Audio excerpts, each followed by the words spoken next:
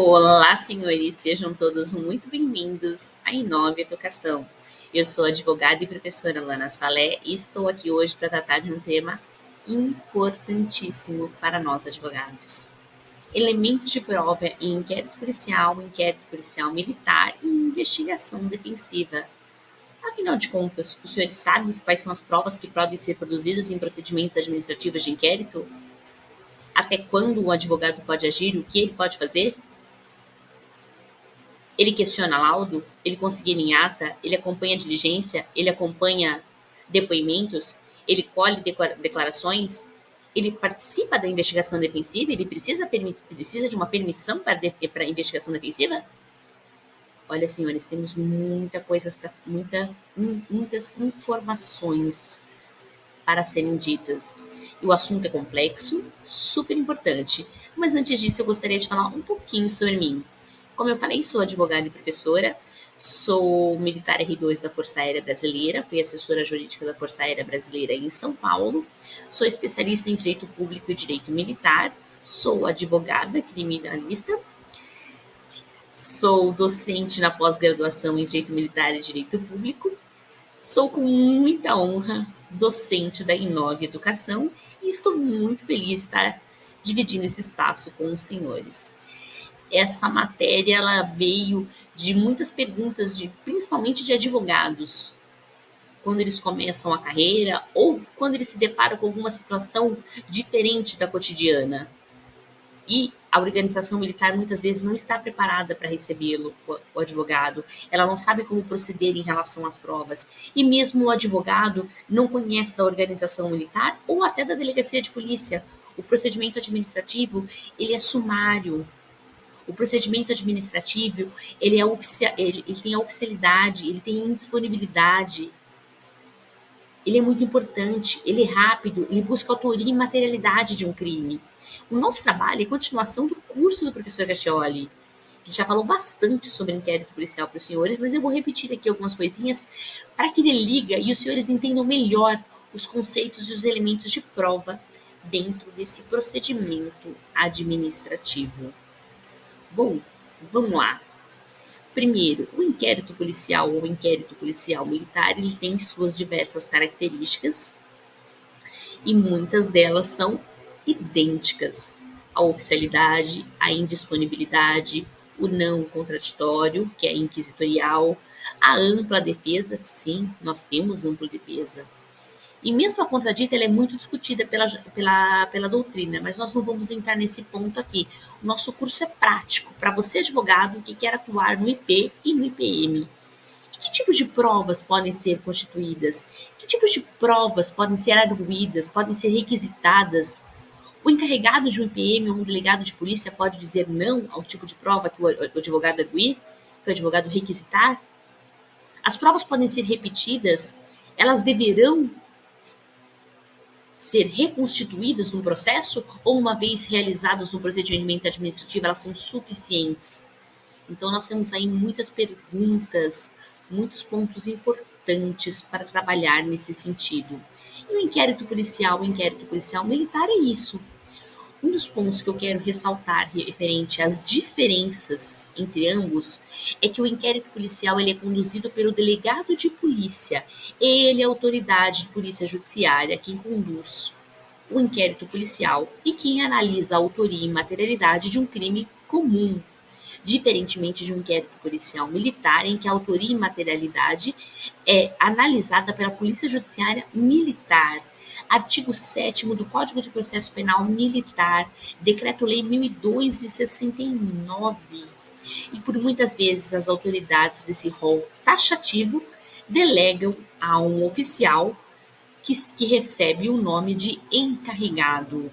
O encarregado do IPM, ele conduzirá os elementos de prova, ele conduzirá a instrução, ele conduzirá os autos, ele fará o relatório, ele apresentará esse relatório à autoridade delegante, que é o rol do artigo 7º, que pode ou não acatá-lo, que pode ou não pedir diligências.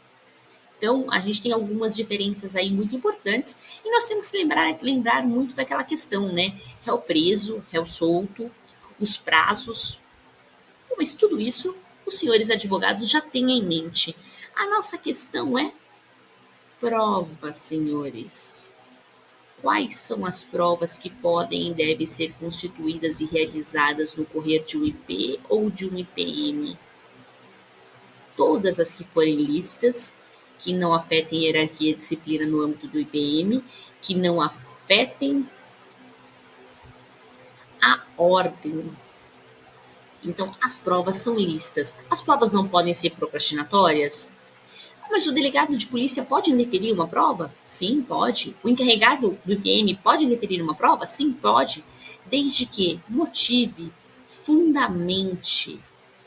Da mesma forma, o advogado, por seu lado, ao questionar, ao requisitar, ao requerer uma prova, deve justificar sua importância e, caso ela seja indeferida, deve fazer constar em ata e, se for o caso, judicializar a questão, porque ela pode ser primordial para o desencadear da questão, da nossa lide, do nosso problema, do nosso crime.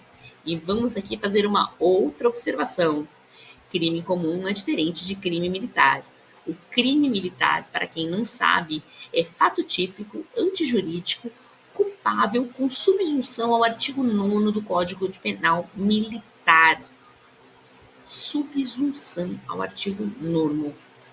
Automaticamente eu tenho que ter esses 4 elementos. Nossa, professora, mas que seria essa subsunção? Por exemplo, militar dativa contra militar dativa? Militar dativa em uma área de administração pública. E o militar à paisana pode, porém, ter um crime militar? Pode. Mas nós não vamos entrar nessas questões agora para não nos aprofundarmos mais. Afinal, temos muito que trabalhar nesse nosso tempinho de aula.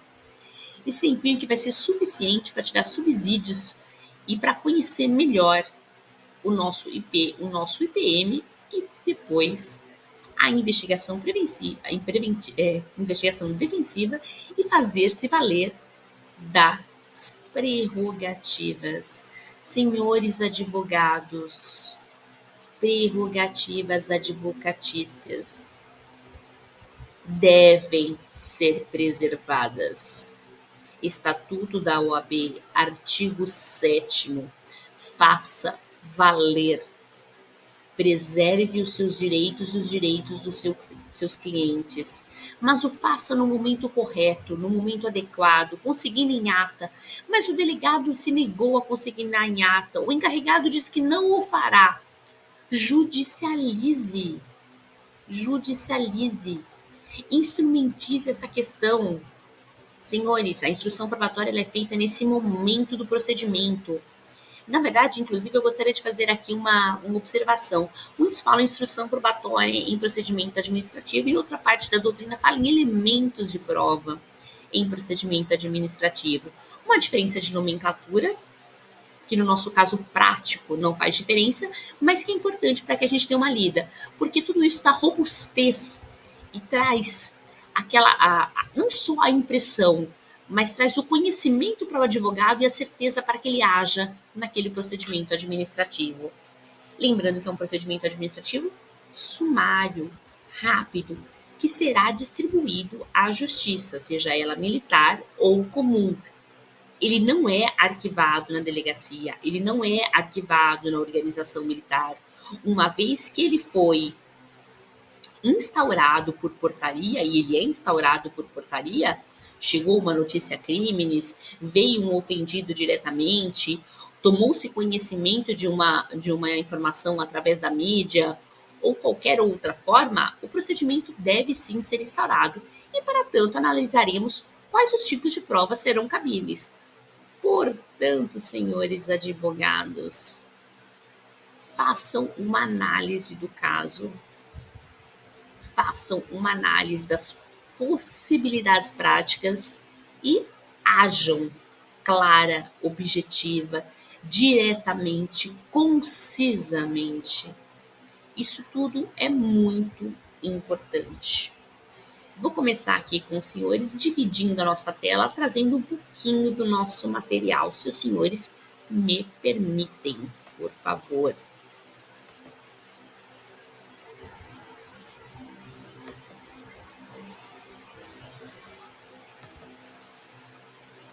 Então, como eu disse para os senhores, prática advocativa e elementos de prova em EP e PM e investigação defensiva. Mas vamos lá, a quem compete o ônus da prova? A regra do ônus da prova são destinadas às autoridades competentes que apuram os fatos do IPM, no caso, Ministério Público, ou, se nós estivermos falando de Forças Armadas, Ministério Público Militar. Sim, e fica aqui uma dica. Quando nós estamos falando de Forças Armadas em procedimentos administrativos, nós temos um Ministério Público próprio, exclusivo, competente para tratar de justiça militar. Já em âmbito estadual, a questão militar das forças auxiliares, que são policiais militares e bombeiros militares, são tratadas pelo Ministério Público, que detém aí diversas competências, dentre elas a competência para trabalhar em âmbito castrense. Como eu já disse, o IP é apurado pelo delegado de polícia, que detém a competência judiciária para a busca e autoria de materialidade desse crime, e não é simplesmente para dar subsídios ao Ministério Público, mas é para fazer esse filtro do crime. Tenham em mente, senhores, nós não trabalhamos para que o Ministério Público tenha ou não subsídios para apresentação ou não de uma eventual denúncia, mas para que a gente filtre, que a gente investigue, que a gente determine as condições em que o fato ocorreu e as partes ali partes ali envolvidas. E o IPM, por sua vez, como eu já disse, é para apurar crime militar, seja ele próprio, impróprio ou por extensão, e aqui eu vou usar a doutrina do nosso ilustre e doutor magistrado, Dr. Ronaldo João Roth, que com muita clareza utilizou a nomenclatura crimes militares por extensão, mas podemos falar também em crimes militares extravagantes, que também é conhecido pelo excelentíssimo promotor de justiça, Dr. Cícero Coimbra Neves, do Ministério Público Militar. Então vejam, crimes militares próprios, praticados apenas por militares, impróprios, previstos no Código Militar e previstos no Código Comum. A qual eu aplico? Não é a questão agora. E o por extensão? É a novidade da 13.491 de 2017, que trouxe o quê? A possibilidade de quaisquer crimes extravagantes serem considerados crimes militares, desde que haja a subsunção ao artigo 9º do CPM, como eu já ressaltei aos senhores. Então vamos lá? Fato típico, antijurídico, culpável e com subsunção ao artigo 9º.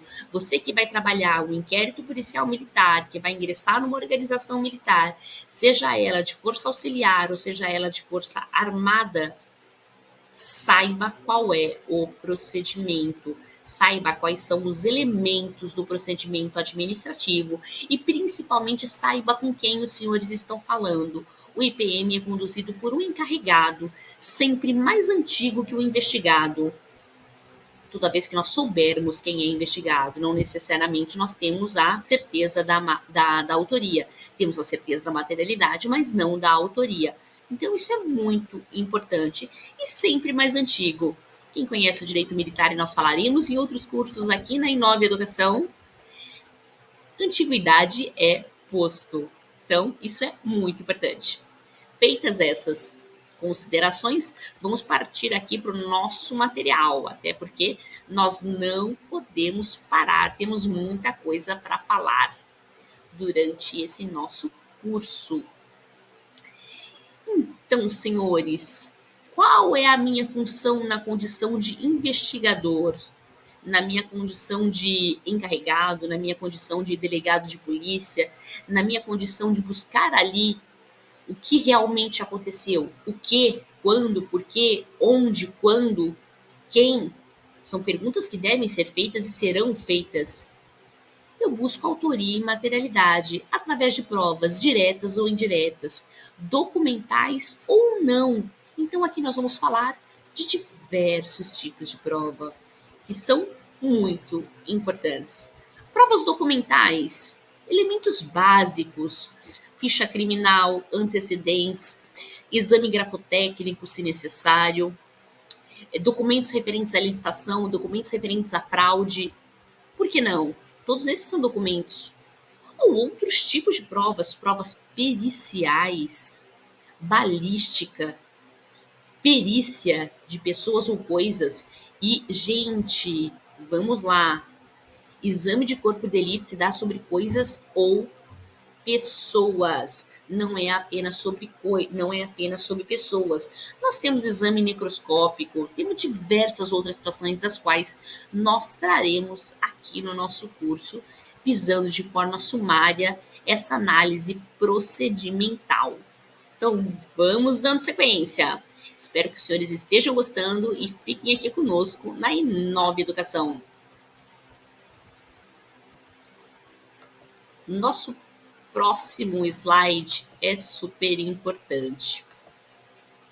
Como eu já mencionei para os senhores, nós temos no inquérito policial militar o artigo 7º do Código de Processo Penal Militar, que, como já ressaltado, é o Decreto-Lei 1002 de 69, resquício da ditadura, que sofreu algumas alterações, sim, é claro, principalmente a 13.491 de 2017, que trouxe alterações de âmbito material, mas que refletiram processualmente e diretamente a justiça castrense, a nossa justiça militar, que pode ser em âmbito estadual ou em âmbito federal, Marinha, Exército e Aeronáutica, e no âmbito estadual, policiais militares e bombeiros militares. Lembrando que alguns estados policiais militares e bombeiros militares têm a mesma formação, e em outros eles têm formações distintas.